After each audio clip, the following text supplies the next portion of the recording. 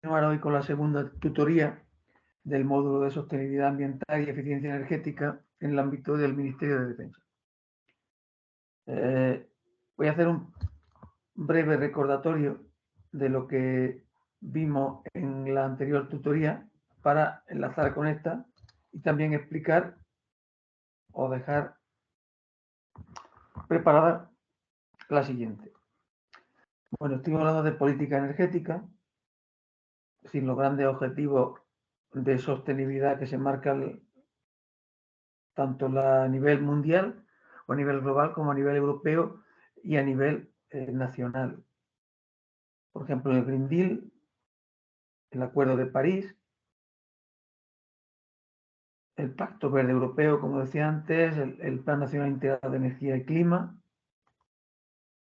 la Agenda 2030 y los Objetivos de Desarrollo Sostenible, ¿no? Como grandes marcos de referencia que guían todas las políticas y todas las medidas que se ponen en marcha para favorecer la sostenibilidad. Estuvimos viendo también algo de normativa relacionada con la auditoría energética, qué aspectos tiene que tener en cuenta una auditoría energética, qué norma regula o establece el alcance de un sistema de gestión energética aplicado a una organización. Vimos las diferentes partes de esa norma, estuvimos hablando del alcance de la auditoría energética y bajo qué normativa se regula. La fase de una auditoría energética algunos aspectos relacionados con los principios energéticos, como la demanda de energía final en un edificio, tanto para calefacción, para refrigeración, para iluminación y para agua caliente. Y nos quedamos también hablando de los diferentes tipos de energía que hay para abastecer o satisfacer esas demandas que puede tener un edificio, donde, por cierto, hoy vamos a concretizar bastante más. Vamos a ver los diferentes estándares o estándares de calidad relacionados con la construcción y todo lo que tiene que ver con la certificación energética de edificios, que es algo de lo que se habla bastante, porque es una normativa y una, digamos, legislación que no lleva demasiados años en España funcionando y que aplica prácticamente a casi todos los edificios, ¿no? Están obligados a disponer de un certificado de eficiencia energética, al igual que sucede con los electrodomésticos o con otro tipo de aparatos, como por ejemplo las calderas. Estuvimos viendo los dos tipos de energía principal, tanto las energías fósiles como las renovables. Perdón. Que hablo en chino. Y decía que estábamos viendo los diferentes tipos de energías, tanto las fósiles como las renovables. Y finalmente dedicaremos el tercer bloque, es decir, todo lo correspondiente a la tercera tutoría, o incluso hoy, si nos da tiempo, a hablar de todas las fuentes renovables que se pueden utilizar para la iluminación o para la climatización de un edificio, es decir, la geotermia, la solar térmica, la solar fotovoltaica, bien conectada a red o bien aislada, y la biomasa para usos térmicos. También hablaremos de la geotermia para la producción de agua caliente sanitaria, calefacción y apoyo, en algunas ocasiones, a la refrigeración. Bueno, vimos esta expresión que significa o que establece la demanda energética, el consumo energético de un edificio, como el cociente entre la demanda y el rendimiento de los equipos.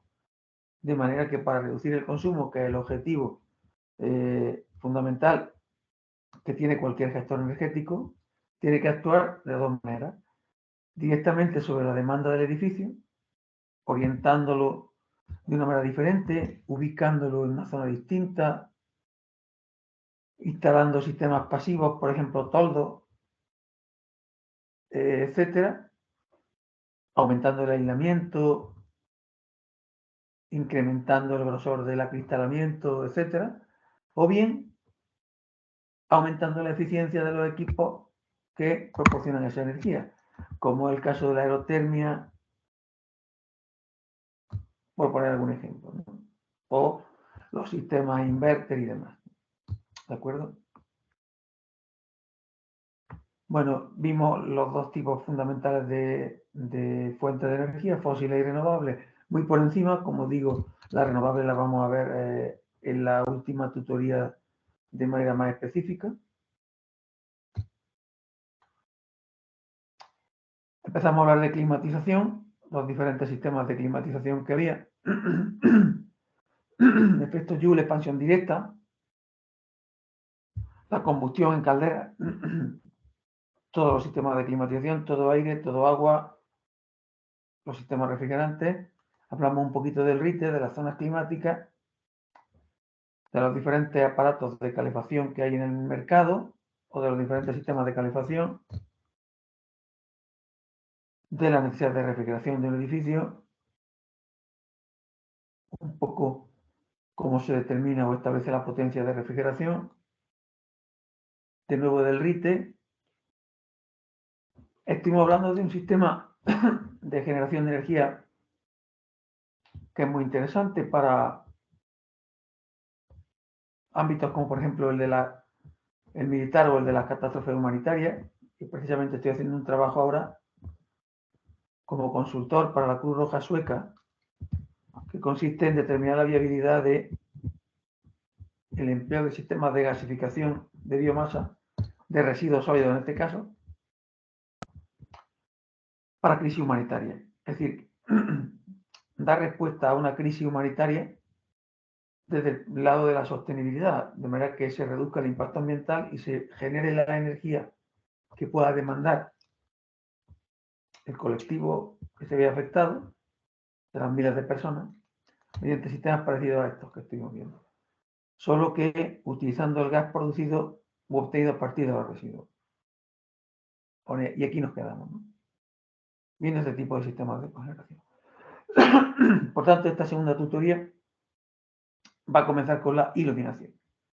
Es cierto que la iluminación no supone o no conlleva un gasto energético demasiado importante, pero está muy extendido su uso y por tanto cualquier ahorro que consigamos, por pequeño que sea, va a ser muy significativo, porque el consumo de iluminación de cualquier edificio es importante. Hablaremos de lámpara iluminaria, de la regulación y control, de algunos parámetros de iluminación y de la normativa que le afecta, que en este caso es la H3 del Código Técnico de la Edificación. También de la norma europea sobre iluminación de interiores y de algunos elementos específicos sobre seguridad que afectan a la iluminación de determinados espacios. Bueno, hemos visto que el ámbito de aplicación, como digo, dentro del Código Técnico de la Edificación es la sección H3, cuya última modificación se publicó en diciembre de 2019 y que abarca instalaciones de iluminación interior. También se habla de iluminación exterior, como es lógico, que también tiene una normativa y una regulación específica. A ver si podemos ver este enlace, un segundito.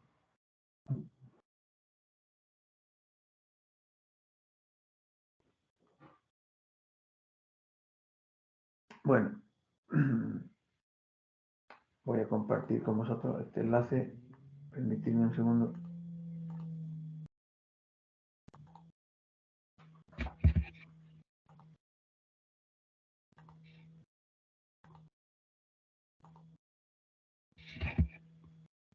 Así me deja ahora.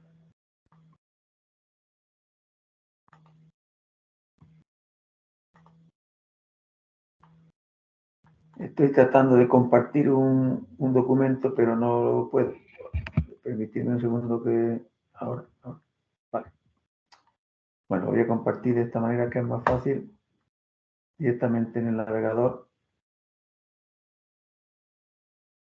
y así no hay inconveniente. Espera un segundito.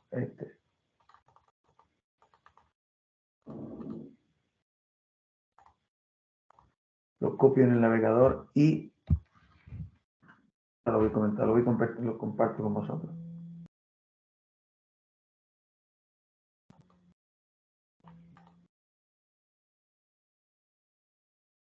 Aquí.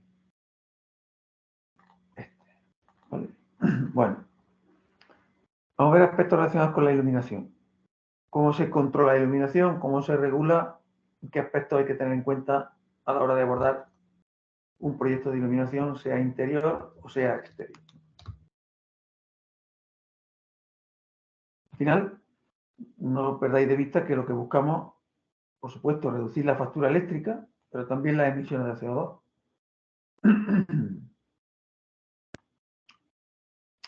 Bueno, el ámbito de aplicación de la sección H3 del Código Técnico, que como digo, fue modificado en diciembre de 2019, abarca para instalaciones de iluminación interior cualquier edificio de nueva construcción. Cualquier edificio existente que tenga perdón, una superficie útil superior a 1000 metros cuadrados. Y modificaciones específicas de edificios, obras, reformas, etc. Hay que justificar que los equipos que se implementan tienen una determinada eficiencia energética. A esto nos obliga el código técnico, ¿no? Es decir, que cumplen con una determinada exigencia en materia de eficiencia energética. ¿Qué aspectos son los que van a tener en cuenta? La potencia total instalada del conjunto lámpara y equipo auxiliar, la superficie total iluminada y la potencia total instalada. Para establecer un cociente entre la potencia total y la superficie iluminada. Otra serie de aspectos relacionados con el factor de mantenimiento, la iluminación en un plano horizontal, el índice de deslumbramiento, la eficiencia energética, la potencia del equipo auxiliar. Al final buscamos un ratio medido en términos de lumen por vatio. Luego tenemos que tener en cuenta el sistema de control y regulación, el apagado, el encendido y la modulación. Uno de los valores que recoge este código técnico es el BEI, el valor de eficiencia energética de la instalación, que se expresa como se ve en la fórmula, la potencia partido por la superficie y por la iluminancia media del local expresada en luxe. Es un valor, como dice aquí, muy importante, puesto que informa sobre la eficiencia lumínica de un local. Con respecto a esta tabla, ¿veis? Donde se regula para cada tipología de edificio el valor límite que tiene que tener ese parámetro. ¿Suele ser muy complicado ese proyecto o no sabes ahí informarme? Sí, si hay por ahí algún micro, si no importa cerrarlo, si no hay ninguna duda. Por ejemplo, si nos vamos a zonas comunes, ese valor no puede superar, ese índice no puede superar el valor de 4. Para un aparcamiento igual.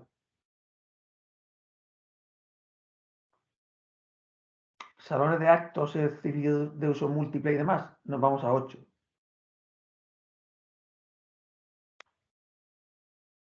Administrativo, oficina, 3. Y así todo. Luego, otro valor a tener en cuenta es la potencia máxima de la instalación, donde el indicador que existía se ha unificado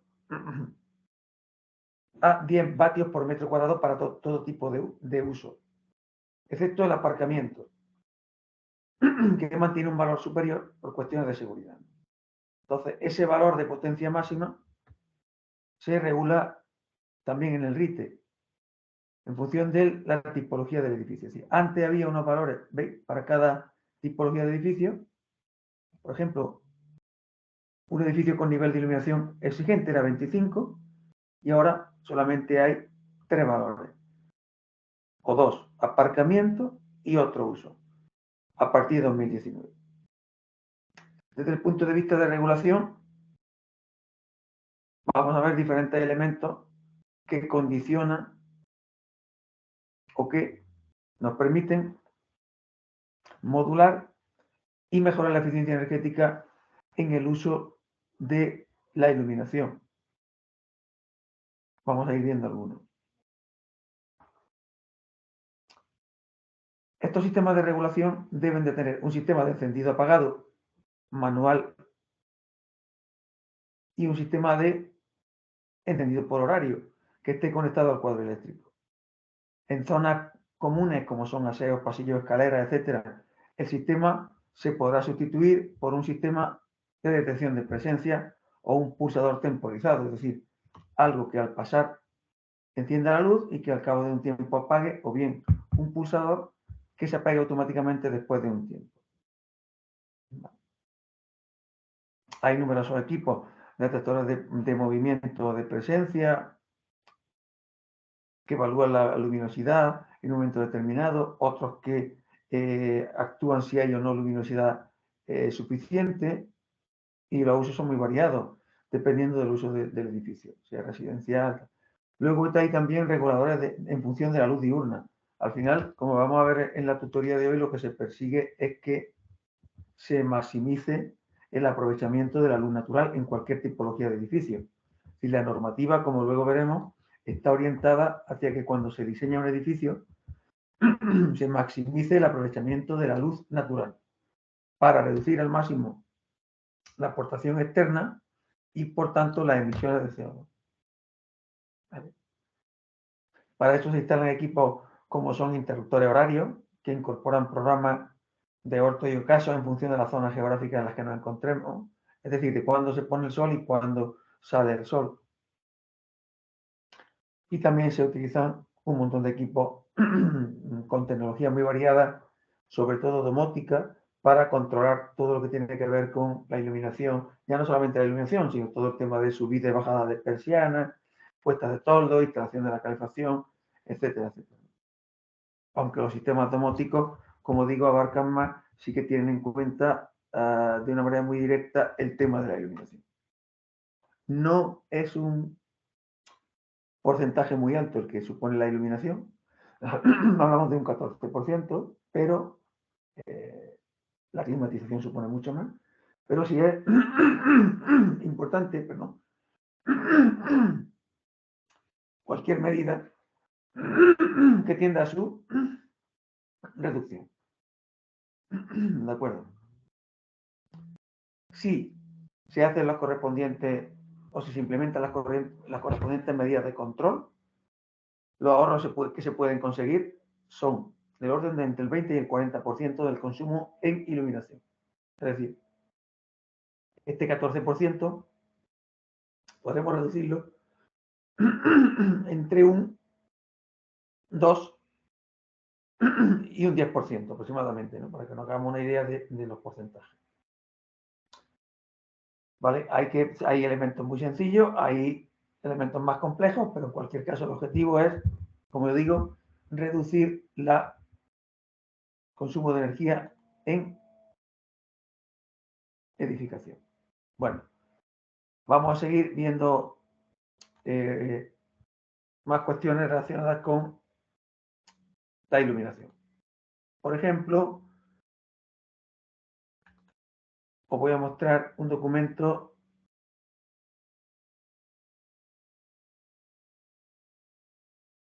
del código técnico donde se habla también de luminaria. Un segundo, lo voy a compartir.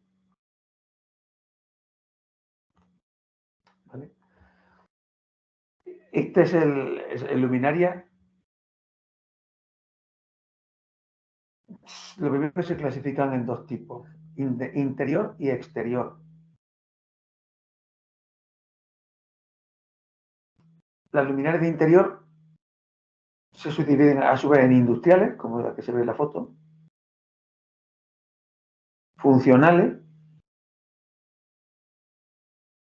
quirófano, biblioteca, decorativa, donde lo que prima es la estética, y las luminarias de exterior las podemos encontrar hablando con las típicas farolas que se encuentran en zonas peatonales, carreteras y demás, los proyectores para iluminar edificaciones o zonas muy concretas que requieren de un nivel elevado de humedad, de iluminación, perdón, y las características que tienen o que definen a un proyector son el tipo de lámpara que alberga, la naturaleza del vidrio, el elemento reflector, el consumo, el peso y el balizamiento utilizado.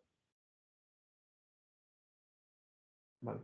Luego existe también otra serie de clasificaciones fotométricas y demás, ¿no? Bueno, aquí podríamos estar hablando mucho rato, pero bueno, en principio una información más o menos básica sobre los sistemas de iluminación, medidas que se pueden implementar en el caso de iluminación y normativa que afecta a iluminación, como es el Código Técnico de la Edificación en su documento o sección H. Otro aspecto, quizá de los más importantes que afecte al consumo del edificio es la propia construcción del edificio. Cuando vimos la fórmula del consumo de energía, en el numerador, es decir, en la parte de arriba, estaba la demanda de energía. La demanda de energía es un parámetro que afecta a las características constructivas del edificio. Es decir, está muy bien que intentemos ahorrar energía, pero hay veces que la tipología de edificio, por las razones que sea, no permiten que este valor sea elevado, porque tenga un aislamiento inferior al deseado, porque tenga un volumen muy elevado de acristalamiento, porque esté mal orientado, porque tenga demasiado hueco, porque esté mal diseñado. Entonces vamos a ver diferentes estándares que tienen en cuenta un conjunto de aspectos de carácter transversal cuyo objetivo es reducir la demanda de energía del edificio, porque ese es el aspecto fundamental. El otro es producir la energía o bien con energía renovable o bien con sistemas de elevada eficiencia energética. Pero la casa siempre, como se suele decir, se debe iniciar por los cimientos, no por el tejado. Entonces, los cimientos es hacer un buen diseño de edificio. Otra cuestión importante es el etiquetado energético. Este decreto, que entró en vigor en el año 2021, amplía el alcance de la certificación energética de edificios a muchas más tipologías.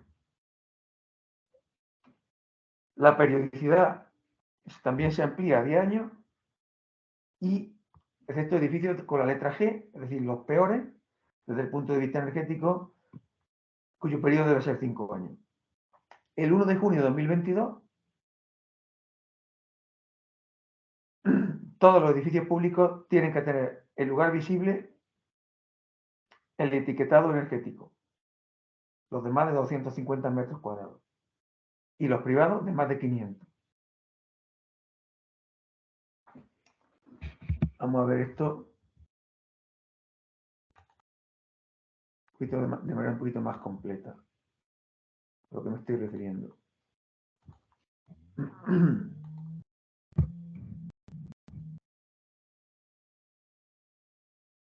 Bueno, aquí os dejo un documento, ahora que os voy a comentar, que regula todo lo que es el ámbito de aplicación del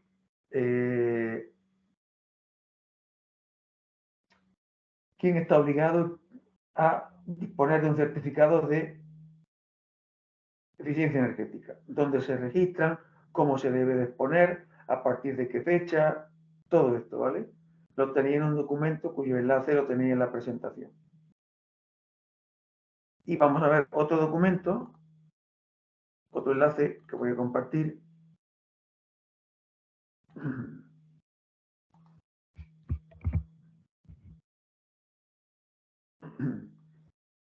Este, un poco relativo a la obligatoriedad y al contenido del certificado energético. Es una exigencia que viene, como todas, impuesta por una directiva del año 2002, y hasta no hace mucho solamente se exigía un documento para los edificios, desde el Código Técnico en 2007, o de nueva construcción o las grandes rehabilitaciones. Sin embargo, ahora es obligatorio para edificios de nueva construcción, para edificios parte de edificios existentes que se vendan o alquilan, para edificios partes pertenecientes o ocupados por una administración pública con una superficie mayor a 250 metros, edificios parte de edificios en los que se realizan reformas o ampliaciones en las que se modifiquen instalaciones térmicas, se intervenga en más del 25% de la envolvente o se amplíe en más de un 10% la superficie o el volumen, edificios que tengan que realizar la inspección técnica del edificio o inspección equivalente, y edificios partes de edificios con una superficie útil total superior a 500 metros cuadrados destinados a uso administrativo, sanitario, comercial, residencial, docente, cultural, recreativo, culto, etc. El promotor del edificio o de parte del mismo está obligado a obtener este certificado energético con un profesional adecuado. Bueno, esta certificación tuvo una modificación recientemente en 2001 que conlleva una serie de cuestiones. Permite recopilar información técnica del edificio, normativa, datos técnicos, características energéticas, recomendaciones, etc. Hay que publicitarlo, es decir, hay que exponerlo y es obligatorio para cualquier tipo de transacción comercial, alquiler o venta. Puede conllevar un valor añadido para el edificio, en tanto que, por un lado, supone un ahorro energético y, por otro lado, si es una letra o una calificación elevada, nos va a permitir que el edificio valga más, ¿no? Entonces, hay un montón de información de páginas web, de portales, de empresas, de etcétera, que se dedican a esta tarea de la certificación energética de un edificio. A ver.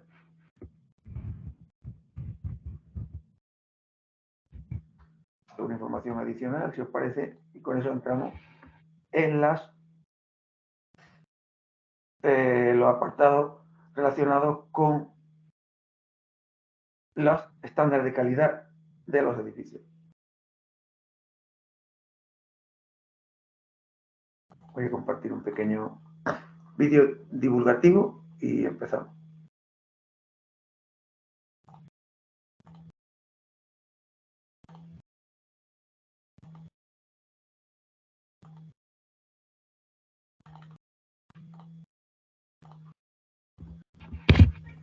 Buceamos en internet en busca de una casa para comprar y comprobamos... Un segundito, que este no es el que quería poner. Es este. Voy a poner un vídeo sobre el certificado energético de un edificio. Permitidme un segundo, que es que a veces... Vale.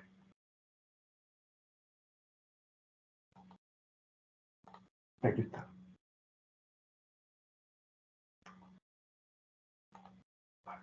Hola a todos.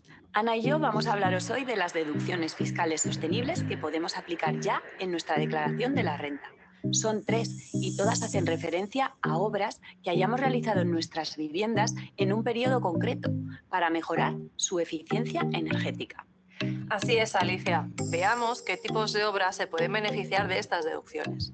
La primera se centra en obras que nos hayan permitido reducir la demanda de calefacción y refrigeración de la vivienda, sea o no la habitual. Se acogerán a ella, por ejemplo, obras de aislamiento de ventanas o cambios de caldera. La reducción de la demanda tiene que ser de al menos un 7% y nos permite deducir un 20% del importe de las obras sobre un máximo de 5.000 euros. Se acredita mediante certificado de eficiencia energética expedida de forma posterior a las obras, afectando al periodo impositivo en el que se expide. Veamos un caso práctico. Julián ha cambiado las ventanas de su vivienda y las de otra que tiene en alquiler por ventanas de doble acristalamiento, consiguiendo con ello mayor eficiencia térmica. Entre ambas obras ha gastado 8.000 euros, pero la deducción solo aplicaría sobre un máximo de 5.000 euros, por lo que el importe de la deducción sería el 20% de esos 5.000 euros, es decir, 1.000. El segundo tipo de deducción hace referencia a obras que reduzcan el consumo de energía primaria no renovable. Esta reducción tiene que ser al menos de un 30% del consumo de esas energías no renovables y ello nos va a permitir deducir un 40% del importe de las obras, pero solo sobre un... Cuando dice no renovable se está refiriendo a gas natural, carbón, gasoil, butano, propano, etcétera, ¿no? Las no renovables. máximo de 7.500 euros. También podemos aplicar esta deducción si mejoramos la calificación energética de la vivienda para obtener una clase A o B. Esta deducción aplica, por ejemplo, al aislamiento térmico de paredes y falsos techos o a la instalación de sistemas de aerotermia. Veamos también un caso práctico. María ha hecho obras de aislamiento en su casa por valor de 28.000 euros, incluyendo los gastos de expedición del consiguiente certificado de eficiencia energética. Una parte de ese importe, 8.000 euros, proceden de una subvención estatal, por lo que el importe a tener en cuenta entonces para esta deducción serán 20.000 euros. Pero al haber un límite máximo de 7.500 euros, solo vamos a poder deducir un 40% de dichos 7.500 euros, es decir, 3.000 euros. El último tipo de deducción afecta a edificios completos de uso residencial. Aplica a reducciones de consumo de energía primaria no renovable de un 50%, o bien cuando se mejora la calificación energética del edificio para obtener una clase A o B. Permite deducir un 60% del importe de las obras a todos los propietarios de la comunidad, sobre un máximo de 5.000 euros anuales. Tiene un plazo mayor, es la más cuantiosa y también la más difícil de explicar, por lo que veamos directamente un ejemplo práctico. Mariano es propietario de un piso en la calle Pez. La comunidad ha mejorado el aislamiento de la fachada, la envolvente térmica y la rotura de los puentes térmicos, y además ha integrado sistemas de energía renovable. Se han emitido certificados energéticos antes y después de las obras, obteniendo tras ellas una clase energética B. Las obras han durado desde diciembre de 2021 hasta abril de 2022 y se abonan proporcionalmente entre todos los propietarios, incluidos los locales comerciales.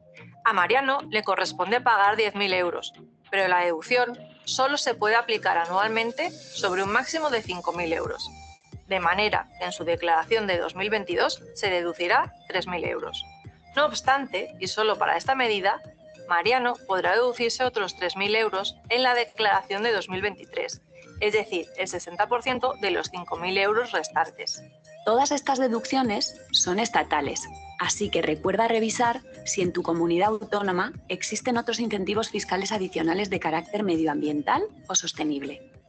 Recuerda además que todas las ayudas que hayas recibido en el ámbito de En Plan MOVES para, por ejemplo, comprar un vehículo eléctrico son tributables y debes incluirlas en la base imponible general de tu declaración como ganancias patrimoniales. Muchas gracias por vuestra atención. Gracias y hasta pronto. Bueno, hay un montón de ayudas. Evidentemente, las ayudas también hay que declararlas como ingreso, como bien se ha dicho en el vídeo, ¿no? Bien, bueno, toda la orientación está a implementar medidas que tiendan a mejorar la certificación energética de un edificio. ¿Qué sucede en edificios públicos?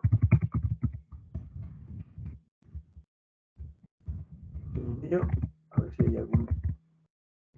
Y también se tienen que implementar medidas de eficiencia energética, por supuesto. ya lo hemos visto, ¿no? De más de 250 metros cuadrados. Evidentemente, posiblemente si la administración, la promotora no se va a poder aprovechar de esas deducciones fiscales. Pero lo que está claro es que también existen la obligatoriedad de elaborar esos certificados energéticos y de exponerlos, como vamos a ver a continuación. Al final, el certificado energético es una herramienta que nos permite conocer la situación energética del edificio desde dos puntos de vista, desde el consumo de energía, compararlo con un edificio de referencia y de las emisiones de CO2, saber si es más o menos sostenible. Y a partir de ahí, poder comercializarlo, alquilarlo, venderlo, teniendo en cuenta el valor agregado que eso le puede suponer, ¿no? Claro, quedan excluidos de esa obligación los edificios aislados físicamente y con una superficie total inferior a 50 metros, los pequeñitos. También edificios militares, construcciones agrícolas, naves industriales y construcciones agrícolas. Los edificios militares y los religiosos están exentos del certificado de eficiencia energética, porque se entiende que tienen otras prioridades, aunque, insisto, están obligados están exentos de la obligatoriedad, pero sí existen en muchos edificios públicos por los que pasamos, de ámbitos muy diversos, el certificado energético, porque es una herramienta que ayuda a la toma de decisiones desde el punto de vista energético, ¿no? Porque te arroja información de consumo de energía procedente de fuentes no renovables y emisiones del CO2 del edificio. Luego, estos son dos parámetros fundamentales que te están diciendo lo sostenible o no que es tu edificio. ¿De acuerdo? Aparte aparece el etiquetado energético de colores, la letra G o la barra G roja es la peor y la A es la mejor. A+, A++, esto aplica a un montón de, incluso a los coches, electrodomésticos, calderas, edificios y ya mismo a todo, ¿vale? Claro, entonces alguien puede pensar, bueno, existen estándares de construcción sostenible, es decir, hay orientaciones que marquen normativas, tendencias, requisitos que recojan todos los aspectos que tiene que cumplir un edificio para que sea lo más sostenible posible y genere, por tanto, el menor impacto medioambiental en su entorno. Bueno, pues sí lo hay y lo vamos a ver. Vamos a ver varios tipos. De manera que el último, que es el más riguroso, se llama Passive House. Está basado en un concepto de edificio de consumo casi nulo. Las normativas están orientadas hacia el diseño de edificios que prácticamente no demanden energía. O sea, que prácticamente no demanden energía. ¿De acuerdo? El primero de ellos, fijaros, son muy parecidos, ¿no? Los estándares son bastante parecidos entre sí. Y unos se basan en una metodología anglosajona, otros son más americanos. Es decir, en definitiva, todos son muy parecidos en cuanto a exigencias. Vamos a verlo ahora. Y tienen en cuenta muchísimos aspectos, no solamente el consumo de energía. Por ejemplo, esta certificación que se llama LEED, que significa líder en eficiencia energética y diseño, tiene en cuenta ya aspectos relacionados con la ecoeficiencia, la sostenibilidad, el consumo de agua, los materiales, los accesos, la calidad del ambiente interior. Es decir, empezamos por el diseño del edificio, tratamos de que sea o de que presente la menor demanda de energía posible y fijaros, vamos ampliando el alcance y ya nos preocupamos incluso hasta de la calidad del aire interior.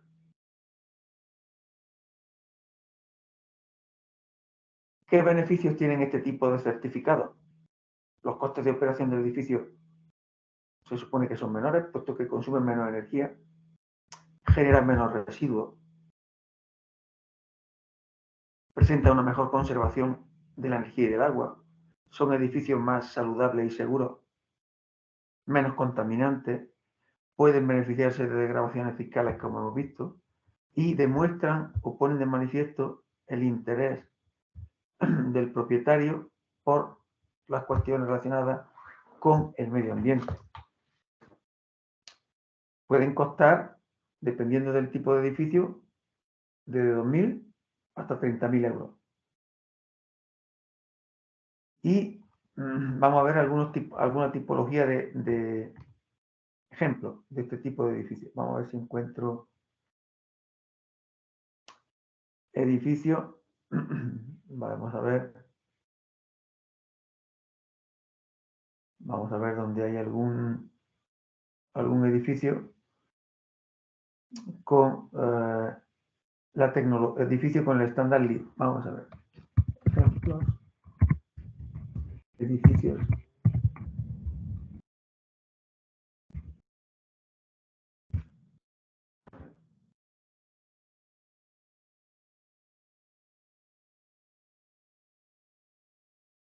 Vamos a ver aquí uno. Ahora voy a compartir.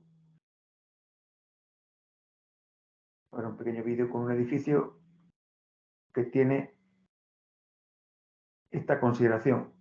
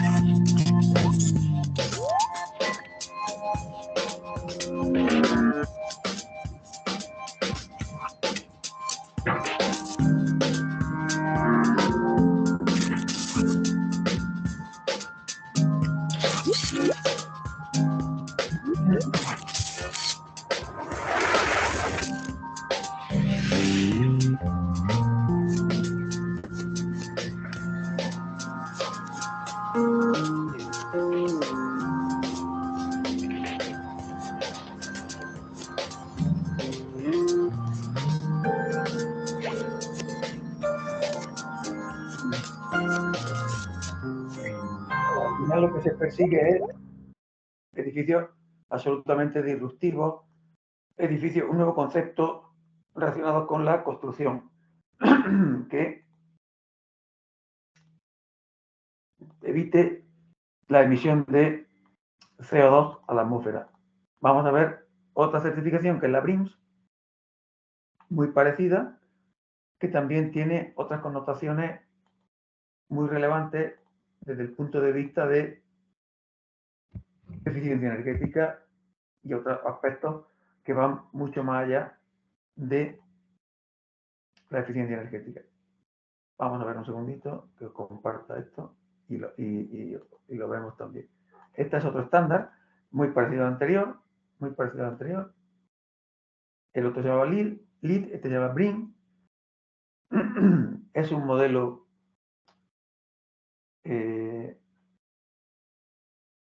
británico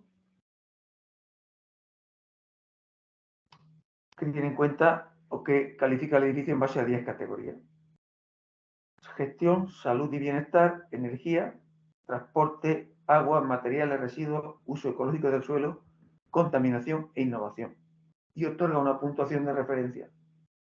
Cuanto más alta, mayor peso tienen todas estas variables en el conjunto del edificio.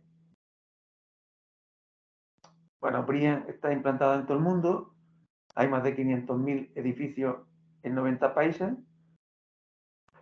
y está adaptado a la legislación española. Hay muchísimas empresas que utilizan el BREEAM que les permite mejorar el nivel de sostenibilidad, mejorar el rendimiento ambiental, reconocer buenas prácticas, etcétera, etcétera. Vamos también a algún ejemplo de edificios, los sellos que se aplican, en este caso, están basados en la norma internacional 9001 de ENOR, son sellos reconocidos internacionalmente y, por ejemplo, podemos estar hablando de 2000 y pico edificios en todo el mundo que están certificados con este sistema.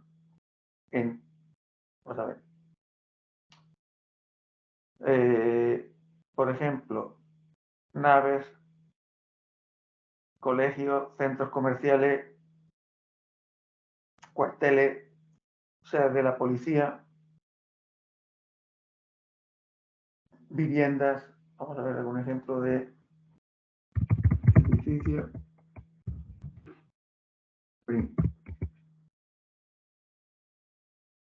Vamos a ver algún.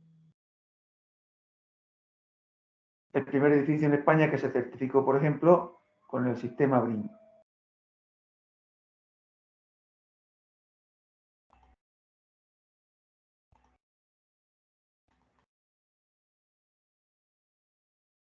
Vamos a verlo.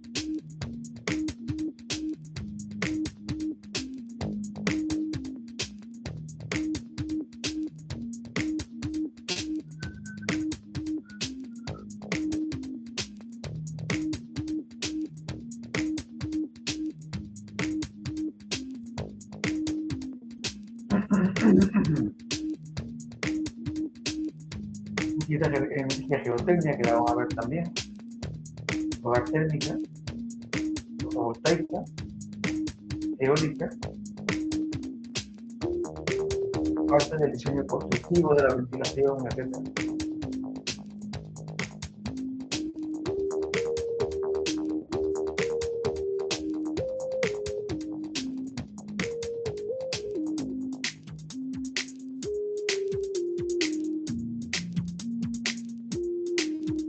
Bueno, ha habido edificios muy espectaculares, ¿no? Pero que tienen en cuenta, como digo, estos estándares de calidad en la edificación tan potentes como son el LEED, el BRINS. El otro de los que vamos a ver es el certificado verde, que es un poco el referente español de todos estos estándares de certificación. Vamos a verlo. Es muy parecido, todos tienen premisas muy parecidas, menos el último, que es el Passive House, que es el más delicado o el más exigente.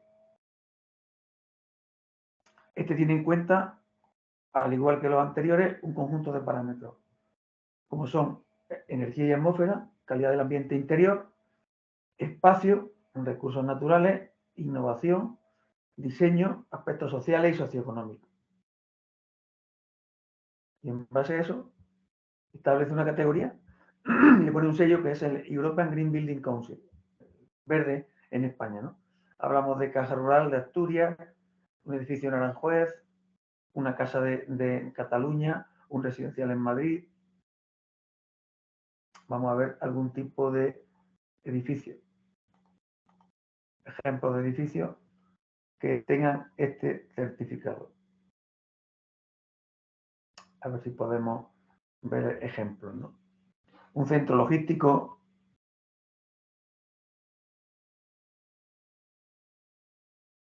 un edificio residencial,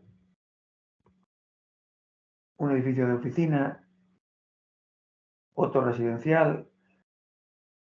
En fin, hay ya muchos edificios que tienen este sistema y que están certificados con el sistema BC. Vale. Y yo lo que quería, donde quería llegar es al último, que es que creo que en el que más me voy a detener, que es el referente máximo, que es el Passive House. ¿Por qué me voy a detener en este? Porque es un poco la tendencia de la directiva europea que se llama precisamente de edificios de consumo casi nulo.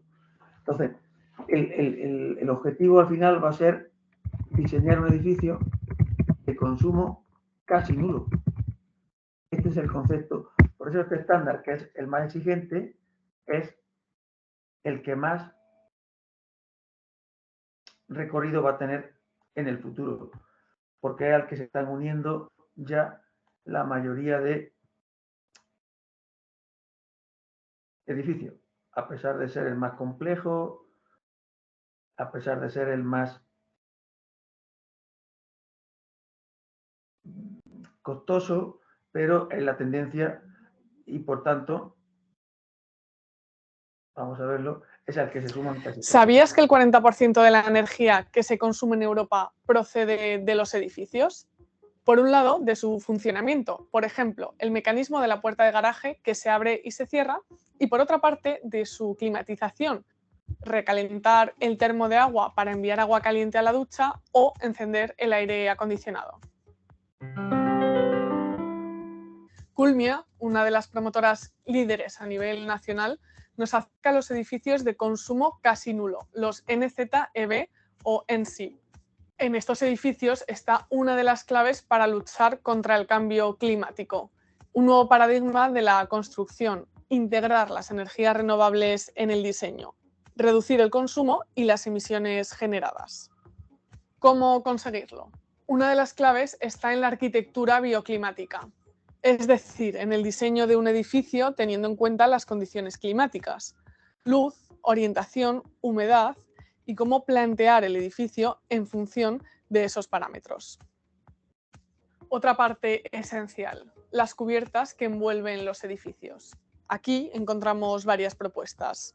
Cubiertas verdes, cubiertas de inercia térmica, pueden almacenar calor y distribuirlo cuando bajen las temperaturas, también vidrios de baja emisividad o fachadas ventiladas. También hay que tener en cuenta la eficiencia y el rendimiento de las instalaciones. Por ejemplo, que los electrodomésticos de los hogares sean de bajo consumo o instalar sistemas mecánicos de recuperación del calor. La hermeticidad o el superaislamiento son 2 puntos de partida básicos. Y, por supuesto, la automatización de sistemas. Controlar de forma automática todos esos elementos de la vivienda, luces, seguridad, climatización, y ajustarlos al uso real. Y una tendencia central y transversal, que los edificios se apoyen en fuentes de energía renovables in situ o en el entorno. No solo hay que reducir el consumo energético, sino también nuestra dependencia. Recuerda, la energía más sostenible es la que no se gasta. Bueno, esto es un ejemplo, habla de 2 cosas muy interesantes, que es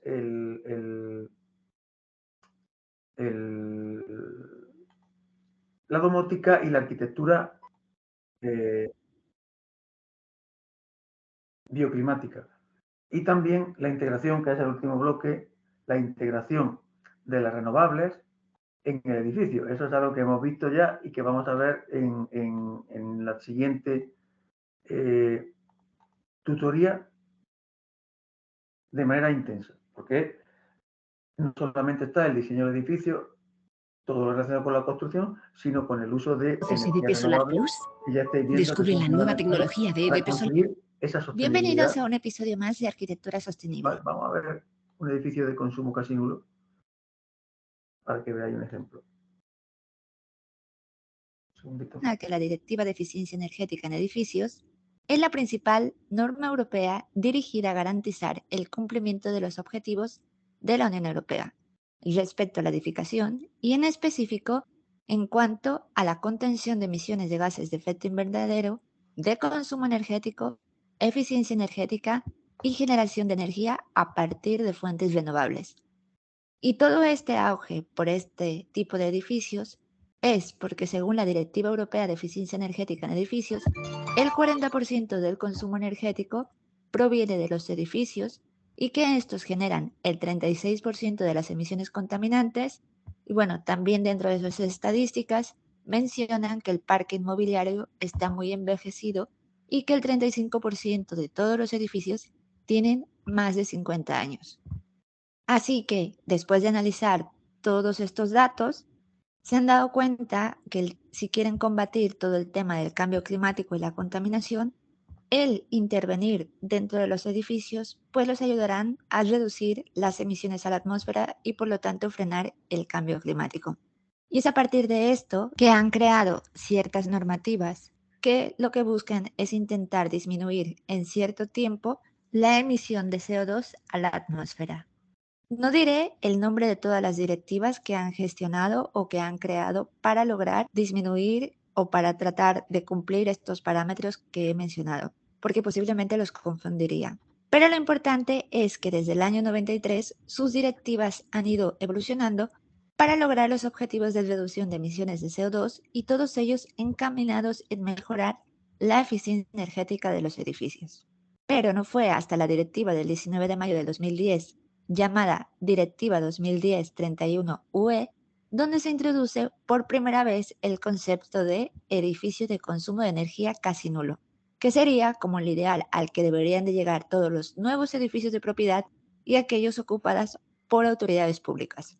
Dicho esto, la definición de edificio de consumo de energía casi nulo, dado por esta directiva, es un edificio con un nivel de eficiencia energética muy alto que se determinará de acuerdo a un anexo que está dentro de esta directiva y que en sí la cantidad casi nula o muy baja de energía requerida debería estar cubierta en muy amplia medida por energía procedente de fuentes renovables, incluida energía procedente de fuentes producidas in situ o en el entorno. En resumen, un edificio de consumo casi nulo es aquel que va a cumplir 2 criterios fundamentales. Por un lado, va a tener un nivel de eficiencia energética muy alto y por el otro es que si tiene una cantidad de energía, pues que ésta sea muy baja y que proceda en gran medida de fuentes de energía renovables. Así que derivado de este documento, todos los países que conforman la Unión Europea han tenido que cambiar sus normativas y reglamentaciones internas en el ámbito de la construcción para poder cumplir con lo dispuesto en esta directiva.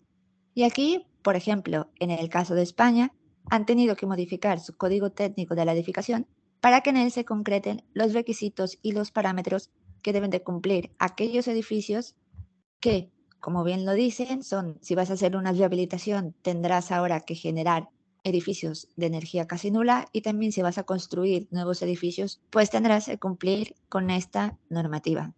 Y ahora ese código técnico de la edificación deberá demostrar los parámetros a los que se tienen que acoplar los arquitectos, los constructores, para que su edificio cumpla con esta normativa.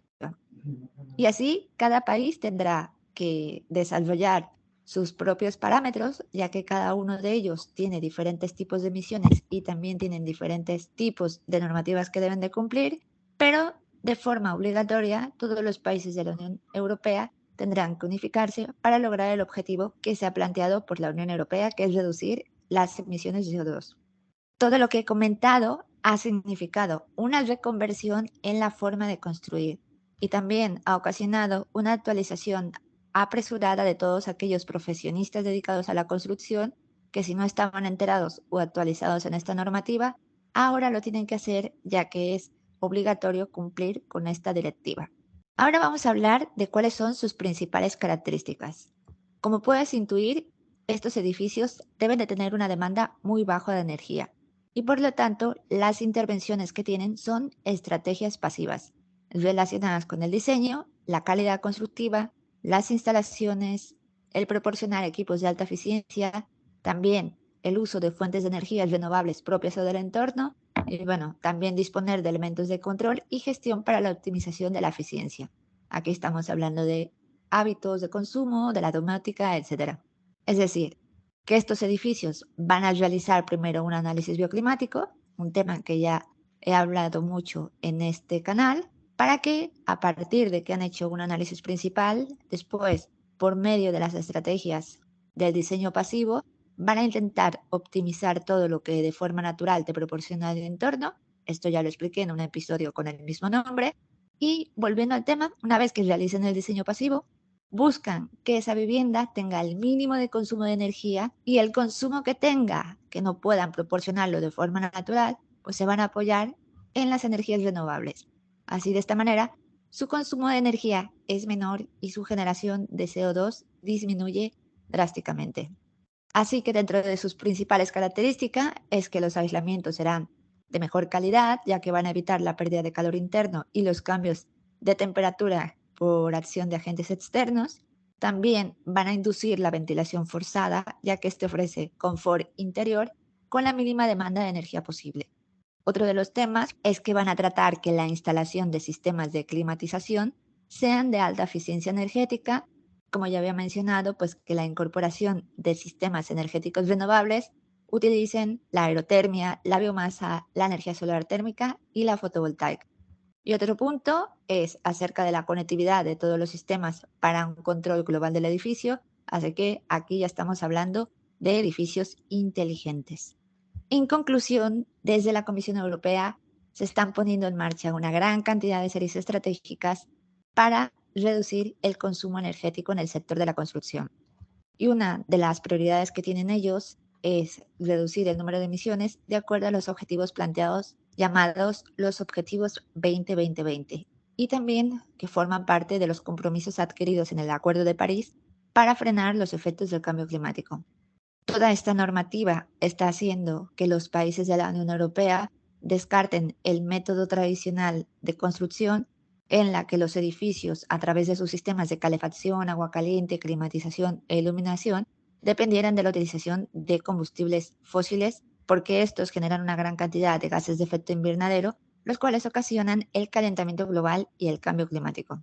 Es por esta razón que los edificios de consumo de energía casi nulo se van a presentar como la mejor solución para reducir el consumo energético en el sector de la construcción. También van a lograr una construcción eficiente, sostenible y respetuosa con el medio ambiente, en la cual la mayoría salimos beneficiados.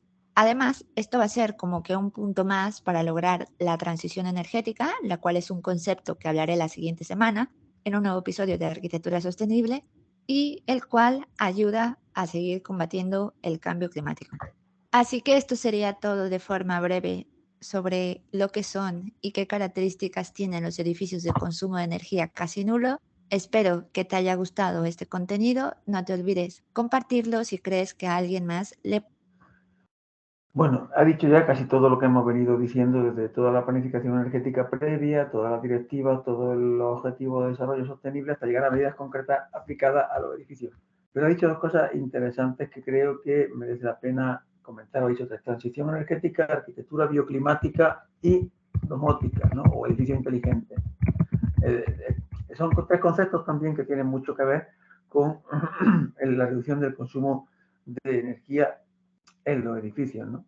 Entonces, una de las cosas más interesantes es la arquitectura bioclimática, es decir, intentar utilizar los factores naturales, el sol, el viento, etcétera, para generar la energía que van a demandar los edificios.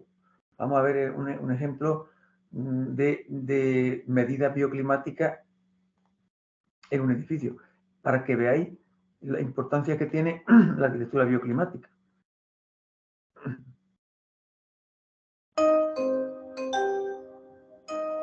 La Tierra vista desde el Polo Norte. Un planeta único e irrepetible. Un lugar donde los elementos se conjugan en una magia perfecta para permitir a hombres y mujeres respirar, correr, reír, llorar, amar, vivir. Es pues necesario que lo cuidemos.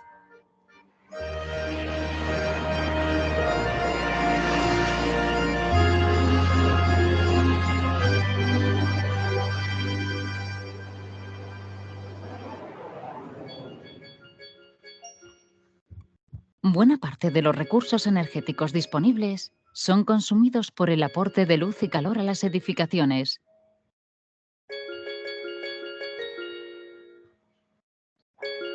Hasta ahora, no se habían hecho apuestas serias por la utilización responsable de estos recursos energéticos. Sabiendo que no son inagotables, parece indicado tomar conciencia y promover modelos de desarrollo sostenible.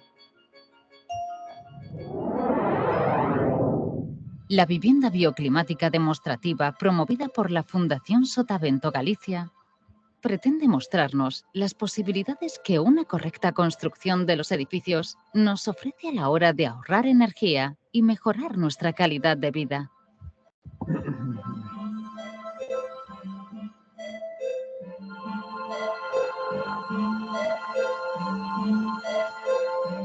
Pero, ¿qué es exactamente una construcción bioclimática? Se trata de una arquitectura que tiene en cuenta el clima y las condiciones del entorno para ayudar a conseguir confort en su interior utilizando el menor consumo energético. No es un concepto nuevo. Los hórreos, las galerías, la orientación de las casas son algunos ejemplos en Galicia de esta coherencia arquitectónica.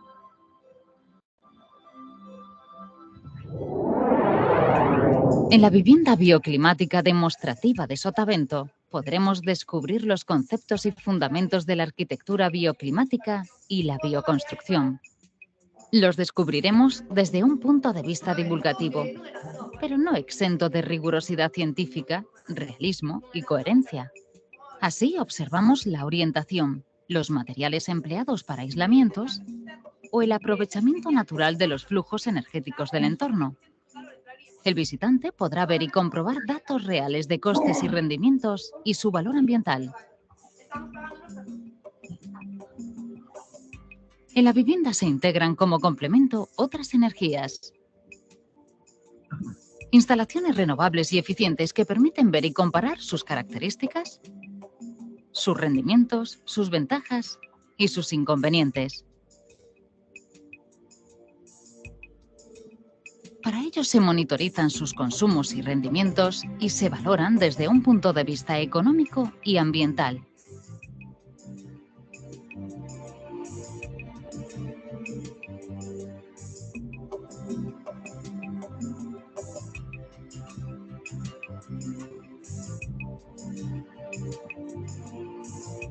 El recorrido por la vivienda bioclimática está planteado para grupos de 15 personas que, siguiendo un recorrido establecido, van descubriendo gradualmente las estancias y contenidos que conforman la vivienda.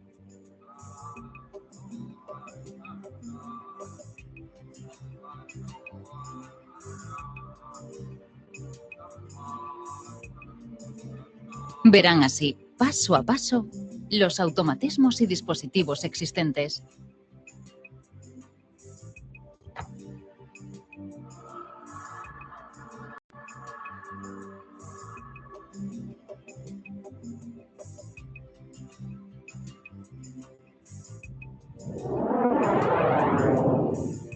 ¿Y tú qué harías? Cambiaría a miña orientación a miña casa e orientaría perfectamente ao sur. Chan radiante. Pois o que me parece máis rentable sería todos os sistemas de ventilación e orientación da casa de ter en conta, porque aparte de que non custaría nada, aforrarías moitísimo en enerxía. O dos cerramentos, o murotrombe, pareceme moi interesante, unha forma sinxela de aforrar enerxía. O térmica, pois a enerxía térmica. E despois algo que me parece moi orixinal é o aproveitamento de auga que se perde no baño para uso da cisterna, porque tamén se aforra moitísima auga. Uns saleiros para evitar que os raios do sol entraran en verán. E, por suposto, pois uns paneles solares, tanto térmicos como fotovoltaicos. En el siglo XX, el acceso a la energía permitió que las ciudades se construyeran ignorando aspectos energéticos y ecológicos elementales, convirtiendo la edificación en un sumidero energético de primer orden. Si visitamos la vivienda bioclimática demostrativa de Sotavento, veremos cómo se retoman antiguos modelos constructivos, como la orientación del edificio, situación, diseño y materiales, se adaptan a las condiciones climáticas y ambientales del terreno donde se ubica. La vivienda será capaz de mostrarnos cómo gestiona la luz solar, aprovechando su calor en invierno y limitándolo en verano, y nos indicará cuáles son los beneficios económicos y ambientales derivados de esta optimización del uso del sol. El aprovechamiento energético pasivo, fruto de la propia construcción del edificio, y el activo, representado por las distintas instalaciones renovables de apoyo, se introduce en un sistema de gestión que procesa y decide qué medios utilizar en función de las condiciones existentes en cada momento.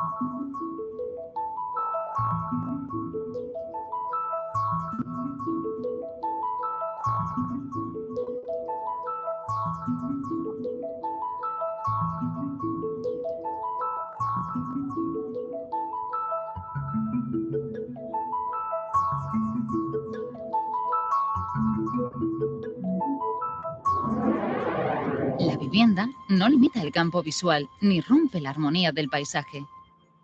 Se realiza un mínimo movimiento de tierras. Su orientación y diseño permite aprovechar al máximo el sol del invierno, al tiempo que protege la fachada norte. Otra característica esencial de la vivienda es la elección de los materiales. La madera, la pizarra o el granito de procedencia cercana reducen las emisiones de CO2 asociadas a la construcción. El cobre, la lana de roca procedente de roca volcánica y el mínimo uso del hormigón son otros ejemplos de los criterios utilizados en la construcción. La energía solar, la biomasa y la geotérmica serán las fuentes térmicas utilizadas para dotar a la vivienda de agua caliente y calefacción, y el viento y el sol las fuentes que generarán suministro eléctrico. Una completa red de sensores permitirá conocer los rendimientos, funcionamiento y estado de toda la tecnología aplicada. Consumos que se podrán observar y comparar en todo momento en las pantallas instaladas en la vivienda.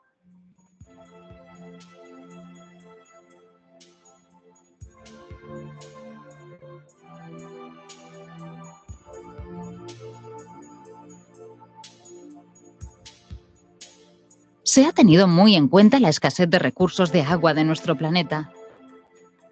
La vivienda utiliza, en la medida de lo posible, aguas pluviales, recicla sus aguas grises y aplica una grifería eficiente. Mecanismos que también se miden y cuantifican para ver y comparar su eficacia.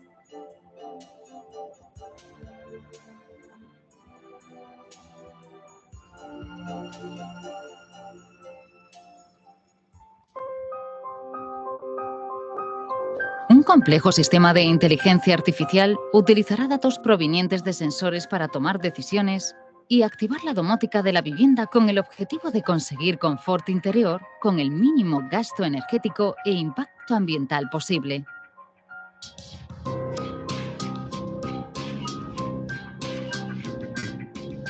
Una base de datos almacena toda esa información para su posterior estudio científico y elaboración de simulaciones. Con los datos se elaboran códigos de simulación y prototipos que permitan corregir errores y mejorar la producción futura en materia de alta eficiencia energética.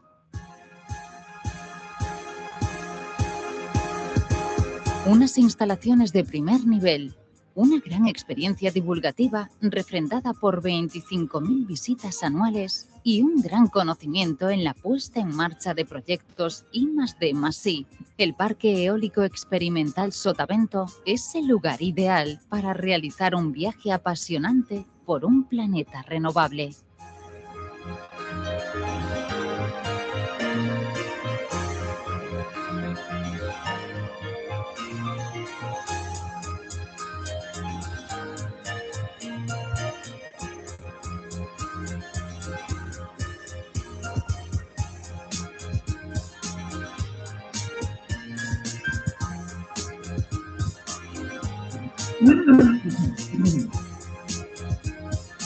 Bueno, ya para terminar la tutoría de hoy, yo creo que también he hablado de domótica, de arquitectura bioclimática, de estándares de calidad. Bueno, en definitiva, lo que quería yo que tratar de compartir con vosotros fundamentalmente era todo lo que tiene que ver con la gestión energética. Voy a compartir ya la pantalla. Lo que tiene que ver con la gestión energética de un edificio, con los estándares de calidad existentes, con la domótica, con la arquitectura bioclimática, con el certificado energético, para que veáis, como se ha dicho en algún vídeo, que el edificio es responsable del 40% del consumo de energía final,